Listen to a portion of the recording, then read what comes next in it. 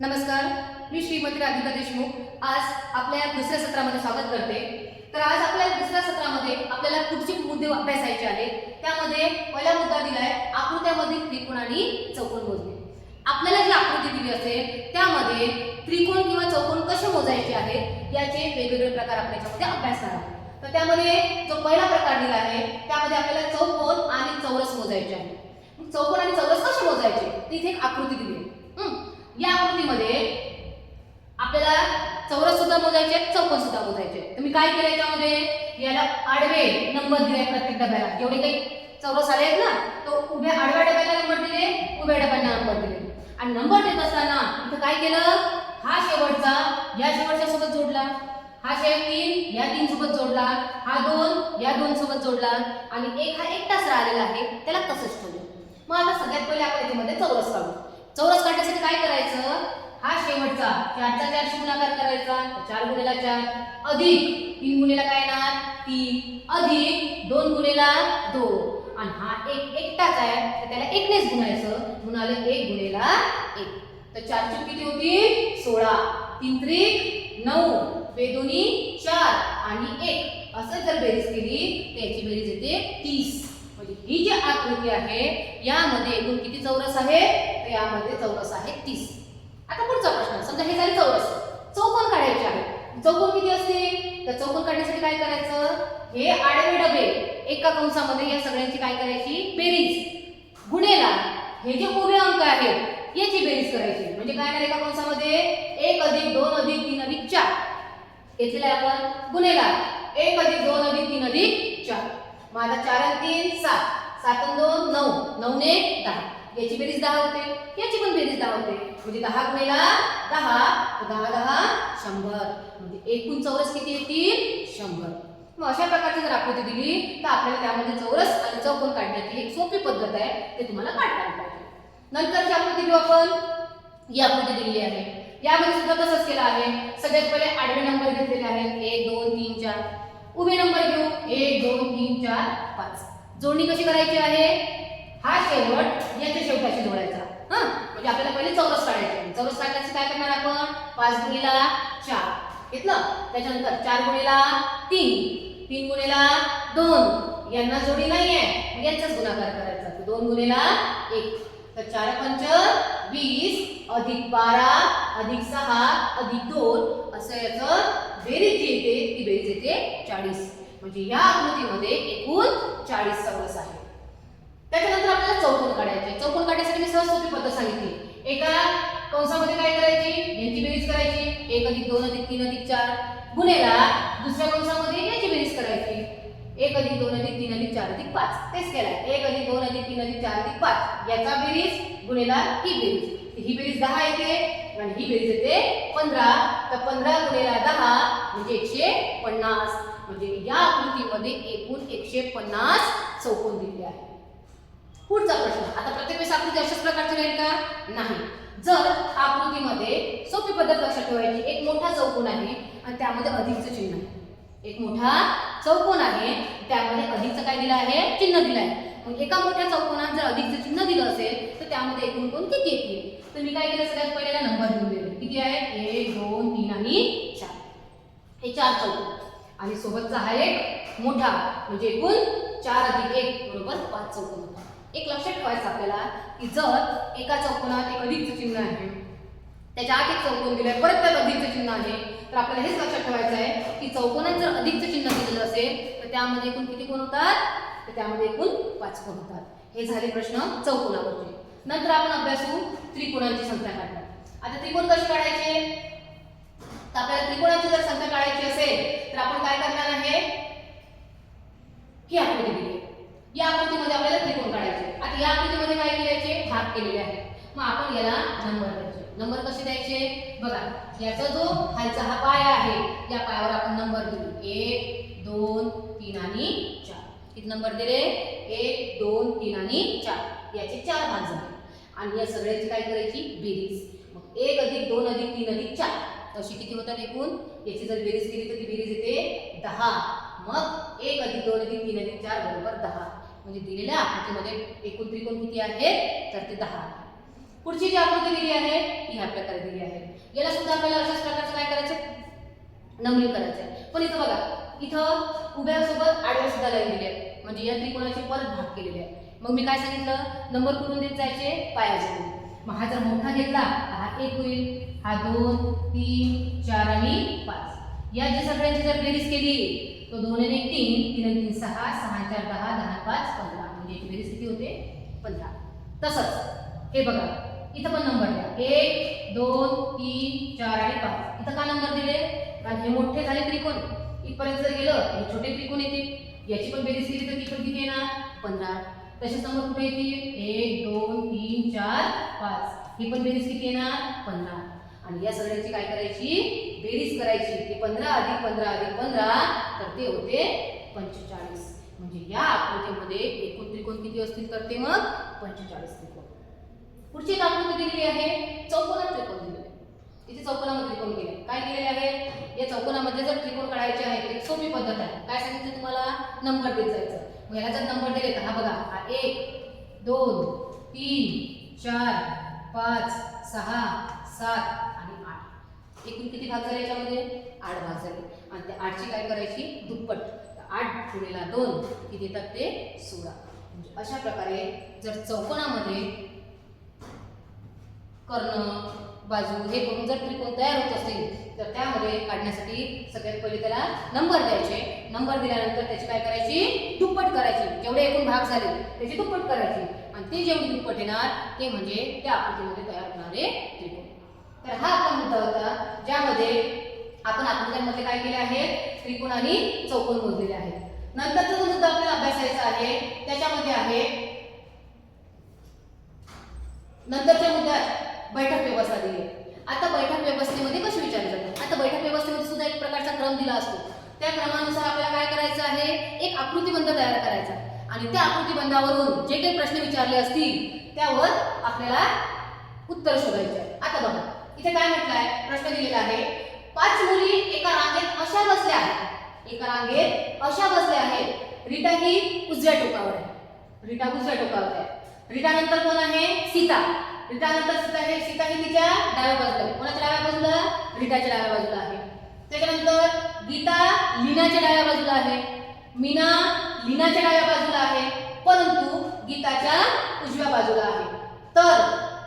तर याच्यावर आपल्याला प्रश्न विचारले आहेत. तर काय काढायचं, आपल्याला एक आकृती काढायची. मग आता हे जी दिलेली माहिती दिली आहे या माहितीच्या आधारे आपण आकृती काढली. लक्ष ठेवायचं, आपला उजवा हात म्हणजे उजवी बाजू, डावा हात म्हणजे डावी बाजू. काय म्हटलं, 5 मुली रांगेत बसवल्या. रांगेत बसल्यानंतर त्यांनी काय म्हटलं, रीटा उजव्या टोकावर. हा आपला उजवा हात, ही उजवा टोक. आर हा रीटाचा टोकावर. रीटा उजव्या टोकावर. रीटा नंतर सीता आहे, पण तिच्या डाव्या बाजूला. मग रीटा जर असं असेल तर ही डावी बाजू येते. तिच्या डाव्या बाजूला कोण आहे, सीता बसलेली आहे.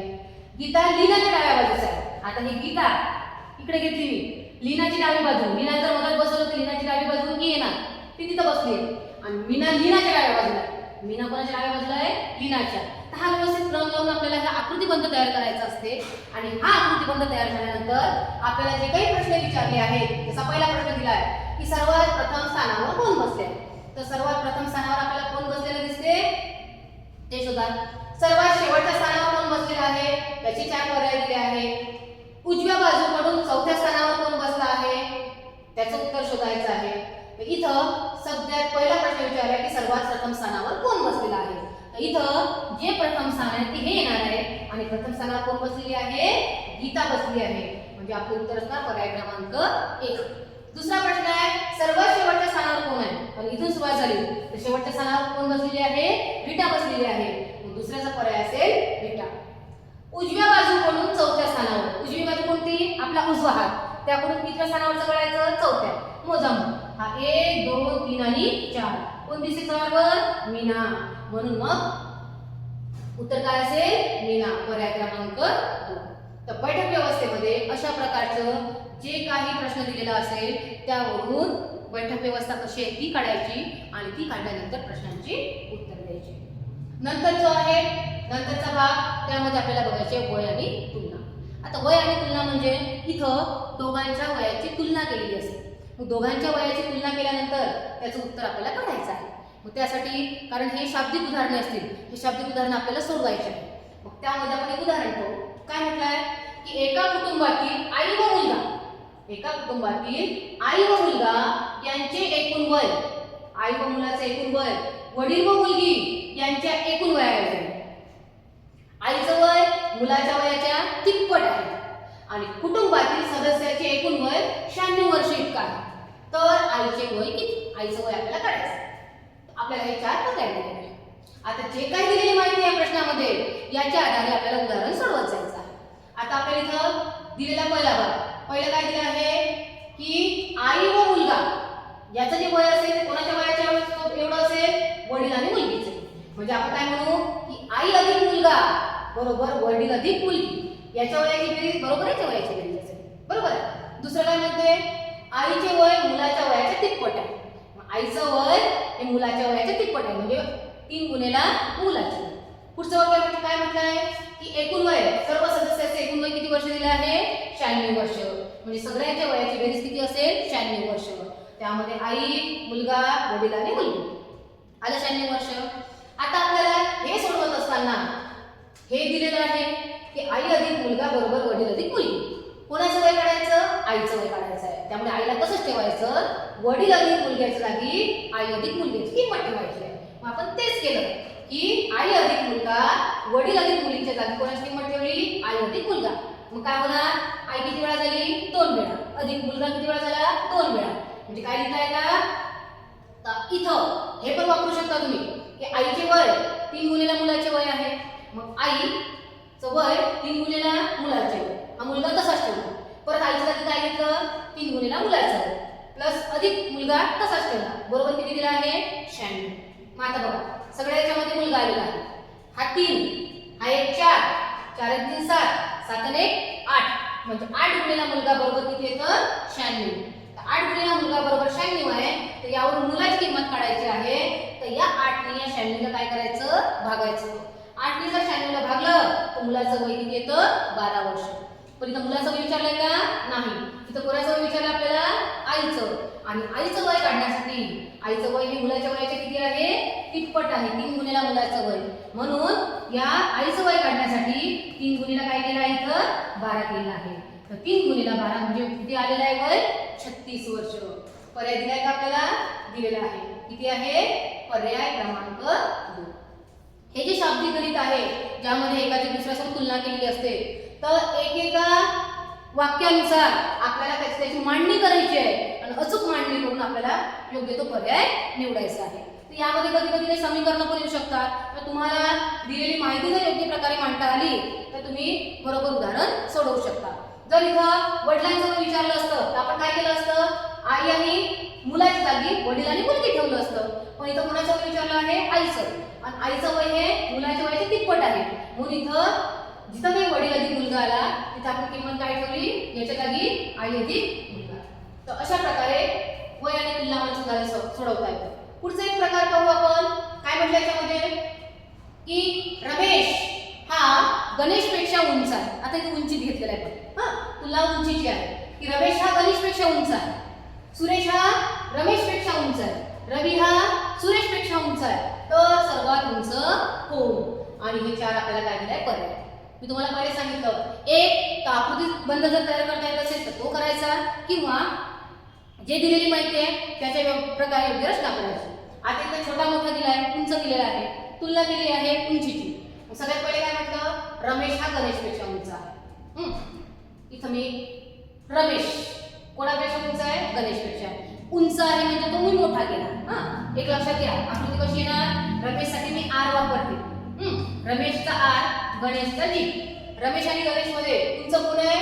रमेश उंच आहे कोणापेक्षा? गणेशपेक्षा. म्हणजे हा मोठा झाला. जो मोठा आहे त्याच्याकडे मी हे तोंड केलं. ओके. त्यानंतर दुसरं वाक्य आहे सुरेश हा रमेशपेक्षा उंच आहे. सुरेश हा रमेशपेक्षा उंच आहे म्हणजे रमेश का झाला? लहान झाला. याच्यापेक्षा कोण आहे? सुरेश आहे. तिसरं वाक्य आहे रवी हा सुरेशपेक्षा उंच आहे म्हणजे परत सुरेश लहान झाला आणि इथं कोण येणार आहे? रवी. म्हणजे सर्वात उंच कोण आलेला आहे? रवी आलेला आहे. प्रश्न तोच आहे सर्वात उंच कोण? तर सर्वात उंच कोण येणार आहे? रवी. जर सर्वात ठेंगणा विचारलं तर त्यामुळे सर्वात ठेंगणा कोण असेल? गणेश. मग अशा प्रकारे आपलं उत्तर काय येणार आहे? सर्वात उंच येणार आहे रवी. हा झाला वय आणि तुलनाचा प्रश्न. नंतर जो आहे तो आपल्याला घ्यायचा आहे वय वारी गुणोत्तर प्रमाण. वय वारी गुणोत्तर प्रमाण मध्ये काय दिलं असेल तुम्हाला? वयाचं गुणोत्तर दिलं असेल. एकाच्या वयाचे गुणोत्तर हे दुसऱ्याच्या वयासोबत दिलेलं आहे. मग याच्यामध्ये आपण सरळ सरळ उदाहरण घेऊ. तर यामध्ये एक ट्रिक लक्षात ठेवायची. काय लक्षात ठेवायची? की जर ज्याच्या नावापुढे 4 लागलेले आहे म्हणजे आईचे वय मुलाच्या वयाच्या तिप्पट आहे. मग ज्याच्या नावाच्या पुढे 4 लागला आहे त्याचं वय घेताना काय घ्यायचं? x. इथं आपल्याला समीकरण तयार करायचं. ज्याच्या नावापुढे 4 लागला आहे त्याचं वय काय घ्यायचं? x घ्यायचं. एवढं लक्षात ठेवायचं. त्यावरून आपल्याला समीकरण तयार करायचं. पहिलं उदाहरण दिलं आहे, सविता आणि कविता यांच्या आजच्या वयाचे गुणोत्तर 3:4 आहे. आजच्या वयाच्या दोघींचं गुणोत्तर किती आहे? 3:4. 5 वर्षानंतर त्याच्या वयाचे गुणोत्तर 4:5 होईल तर सविताचे आजचे वय किती असेल? तिचं आजचं वय काढायचं. हे 4 तुम्हाला पर्याय दिले. आता इथं गुणोत्तर दिले. जेव्हा वय हे गुणोत्तरामध्ये दिलं असते तेव्हा तिथं एक कॉमन गुणक घ्यावा.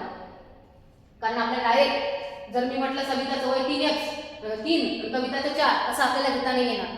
तो गुणोत्तर मध्ये दिला आहे. तो गुणोत्तर मध्ये दिला असताना सविताचं वय घेताना 3x घ्यायचं, कविताचं वय घेताना 4x घ्यायचं. मग आता पहिला पण तेच घेतलं की समजा सविताचं आजचं वय हे कोणाच्या वयाचे दिलंय तर सविताच्या आजचं वय किती असेल? 5 वर्षानंतर म्हटलंय. तर आपण सविताचं आजचं वय किती घेतलं? 3x. का 3x कशावरून घेतलं? हे गुणोत्तर दिले आपल्याला 3:4. जेव्हा गुणोत्तर दिलं असते त्यामध्ये एक सामायिक टर्म घ्यायची. ती कोणती घेतली आपण? x. म्हणून सविताचं आजचं वय आपण 3x घेतलं. कविताचं आजचं वय किती येणार? 4x. पुढचं वाक्य काय? 5 वर्षानंतर. 5 वर्षानंतर दोघींचं पण वय वाढणार आहे. मग 5 वर्षानंतर त्याचं वय काढलं तर सविताचं 3x आहे तर 5 वर्षानंतर त्यामध्ये 5 काय होतील? ऍड होतील. म्हणून ते वय काय येणार? 3x + 5. तसंच कविताचं पण वय वाढणार 5 वर्षांनी. हे किती होणार? 4x + 5. पण 5 वर्षानंतर त्यांचं वयचं जे गुणोत्तर झालंय ते 4:5 दिलं. गुणोत्तर कोणाचं आहे? सविताचं कविताच्या वयाशी. मग हे गुणोत्तर कसं लिहायचं? हे सविताचं वय भागीला कविताचं वय 5 वर्षानंतरचं आणि बरोबर किती येते? 4 आपण 4/5. त्याला कसं लिहिता येणार? 3x + 5 भागीला 4x + 5 बरोबर 4/5. याला कसं सोडवायचं? आता याला सोडवण्यासाठी काय आहे? मधात बरोबरचं चिन्ह आहे. जर मधात बरोबरचं चिन्ह असेल तर काय करायचं आहे? तर तिरकस गुणाकार करायचा. काय करायचं? तिरकस गुणाकार. म्हणजे 5 ने पूर्ण याला गुणायचं, या 4 ने पूर्ण याला गुणायचं, उत्तर काढायचं. 5 ने गुणलं काय येणार? 5×3 15x अधिक 5×5 25. मधात चिन्ह आहे बरोबर. 4 ने याला गुणा 4×4 16x अधिक 4×5 20. आता हा 15x आहे, हा 15x प्लस आहे, अधिक आहे. हा इकडे काय होतो? वजा. म्हणजे काय होणार? तो 16x 16x. हा 15x तिकडे गेला तर वजा 15x होईल. बरोबर. हे 25 याच साईडला ठेवले. हा प्लस 20 कडे आला काय होणार? वजा 20. मग 25 मधून 20 गेले 5 राहतात. 16x मधून 15x गेले 1x राहतो. म्हणजे x ची किंमत किती आली? 5. मग आता x ची किंमत 5 आली. काढली आपण x ची किंमत, ही x ची किंमत 5 आली. प्रश्न काय विचारला आहे? सविताचं आजचं वय. आणि सविताचं आजचं वय किती घेतलं होतं आपण? 3x. मग सविताचं आजचं वय जर 3x आहे तर 3 गुणेला काय करायचं? 5. तर 3 × 5 किती होतात? 15 वर्ष. दिलाय पर्याय दिलेला आहे. पर्याय क्रमांक 1 हे आपलं उत्तर. म्हणजे वय देत असताना कधी गुणोत्तर मध्ये देतात, कधी कधी ते पटीत देतात.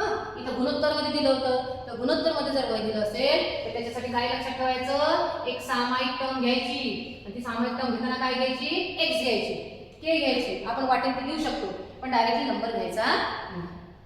दुसरा जो प्रकार आहे त्या प्रकारामध्ये अशा प्रकारचं उदाहरण असेल. काय म्हटलं? मिकूचे वय. मिकूचे वय टिकूच्या वयापेक्षा 17 वर्षांनी कमी आहे. जर दोघांची वयाची बेरीज 109 वर्ष असेल तर दोघांचे वय किती? आता इथं मिकूच्या वयाची तुलना कोणापेक्षा केली आहे? टिकूच्या. पहिले सांगितलं ज्याच्या नावापुढे काय लागला असेल? 4 लागला असेल त्याची किंमत काय घ्यायची? x घ्यायची. मग इथे 4 कोणाच्या नावापुढे लागलं? टिकूच्या. म्हणून x कोणाचं वय घ्यायचं? टिकूचं वय. मग टिकूचं जर x घेतलं तर मिकूचं वय तिच्यापेक्षा 17 वर्षांनी कमी आहे. म्हणजे x मधून 17 काय होतील? वजा होतील. म्हणून मिकूचं वय येते x + 17. पुढे काय दिलंय?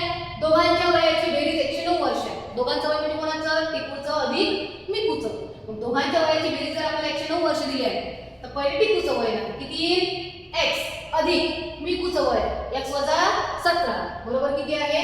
109. x अधिक x किती होतात 2x बरोबर हे 109 हे वजा 17 तिकडे गेले काय होतात अधिक 17. मग या दोघांची बेरीज जर केली ते येते 126. मग 2x बरोबर 126 हे 2x ची किंमत 126 तर x ची किंमत किती येते 63. हे महत्त्वाचं आहे. इथे x अधिक x केले किती येतात 2x हे वजा 17 तिकडे गेले काय होतात अधिक 17. 109 अधिक 17 केले तर 126 येतात. मग 2x ची किंमत 126 आहे. x ची काढण्यासाठी या 126 ला 2 नी काय करायचं भागायचं. तर किती आलं x बरोबर 63. इथं प्रश्न काय विचारला दोघांचे वय काढायचं. मग x म्हणजे कोणाचं होतं टिकूचं. टिकूचं वय किती आलं 63 वर्ष. आणि मिकूचं काढण्यासाठी काय करायचं x जागी 63 किंमत ठेवा तर 63 वजा 17 म्हणजे किती येतात 46 वर्ष. अशा प्रकारचे प्रश्न विचारले जातात. हे लक्षात ठेवायचं जर पटीत संख्या दिली असेल एकाची तुलना दुसऱ्यासोबत जर केली असेल तर आपल्याला x घेताना ज्याच्या नावापुढे 4 लागला आहे त्याची किंमत काय ठेवायची x ठेवायची. पुढचा जो प्रकार दिला आहे त्यामध्ये वय आणि नातेसंबंध बघायचे. वय पण आणि नातेसंबंध जुळवायचे आहेत आपल्याला. कोणाचं नातं कशा प्रकारे दिलंय आता इथे बघा. इथं तुम्हाला एखादी साधी सरळ आपल्याला समजायसाठी साधी सरळ जर आकृती आपण तयार केली तर आपल्याला अचूक उत्तर काढता येतं. नातेसंबंधामध्ये काय म्हटलंय श्रीधर हे आशिषचे वडील आहेत. जानकी ही श्रीधरची पत्नी आहे. जानकीला रचना नावाची मुलगी आहे. तर रचनाचे आशिषशी कोणते नाते आहे. नातं काढायचं आहे कोणाचं रचनाचं आशिषशी. 4 प्रकारचे पर्याय दिलेले आहेत. तर आता इथे काय करू आपण आकृती तयार करू साधी सोपी. काय केलं आशिष श्रीधरचे कोण आहे वडील. आशिष हा श्रीधरचा वडील आहे. जानकी ही श्रीधरची पत्नी आहे. मग आता घेताना काय म्हणजे श्रीधर हे आशिषचे वडील आहेत ना. मग श्रीधर वडील झाले कोणाचे आशिषचे. आणि जानकी ही श्रीधरची काय झाली पत्नी झाली. मग आता या जानकीला रचना नावाची काय आहे मुलगी आहे. ही मुलगी झाली. तर तुम्हाला आशिषची रचनाचं नातं काढायचं. मग आशिष आणि रचना हे दोघं काय असतील बहीण भाऊ असतील. काय असतील बहीण भाऊ असतील. पण मग इथं काय म्हटलं रचनाचे आशिषचे नाते. आशिषची कोण आहे ती तर आशिषची रचना काय येतं बहीण येतं. आपल्याला बहीण दिलाय का पर्याय दिलेला आहे. तर आपलं उत्तर असणार पर्याय क्रमांक 1 बहीण. अशा प्रकारे नातेसंबंधाचा हा एक प्रश्न आहे. दुसरा जो प्रश्न आहे तो दिला आहे मनोज प्रभाकरला म्हणाला. आता या प्रकारामध्ये काय म्हणते एक व्यक्ती दुसऱ्या व्यक्तीला संबोधतो आणि त्यावरून तुम्हाला नातेसंबंध काढायचे. यामध्ये काय म्हटलंय मनोज प्रभाकरला म्हणाला की तुम्ही माझ्या भावाचे मामा आहात व तुम्हाला एकच बहीण आहे. यावरून मनोजचे त्या बहिणीशी कोणतं नातं आहे ते काढायचं आहे. बघा तुम्हाला 4 पर्याय दिला आहे. मनोज प्रभाकरला म्हणाला तुम्ही इथं सुद्धा एक आकृती तयार केली आहे. मनोज कोणाला म्हणाला प्रभाकरला की तुम्ही माझ्या भावाचे मामा आहे. मग त्याच्या भावाचे मामा म्हणजे मनोजचे सुद्धा काय झाले ते मामा झाले. म्हणजे मनोजला एक भाऊ सुद्धा आहे. हे लक्षात ठेवायचं. प्रभाकर त्याचे मामा झाले. काय म्हटलंय तुम्हाला एकच बहीण आहे. प्रभाकरला एकच बहीण आहे. प्रभाकरला एकच बहीण आहे तर ती एकच बहीण मनोजची कोण असेल आई. कारण प्रभाकर जर मामा झाला तर ती बहीण जी झाली ती त्याची काय झाली आई. काय म्हटलं त्या बहिणीशी कोणते नाते आहे मनोजचं त्या बहिणीशी नातं. तर मनोज ती बहीण ही मनोजची कोण असेल आई. तर आपलं उत्तर येते मनोजचा मामा.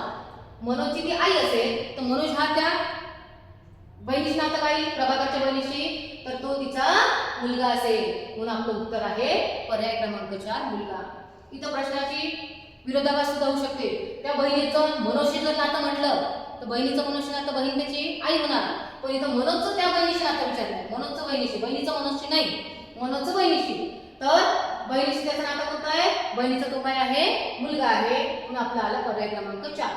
जर बहिणीचं मनोजशी नातं विचारलं असतं तर ती त्याची काय झाली असती आई झाली असती. तर उत्तर काढताना जे काही पर्याय दिलेले असतात बरोबर अचूक तो पर्याय आपल्याला शोधायचा आहे.